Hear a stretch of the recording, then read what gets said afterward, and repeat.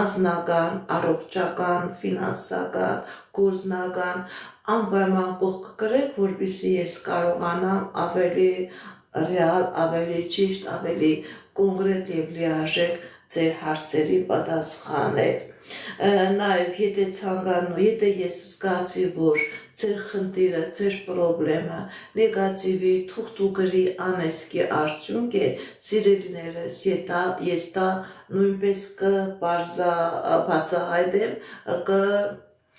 ձեզ կասեմ, որ ձեր խնդիրը դա նեգատիվի թուղթուկրի արդյունք է։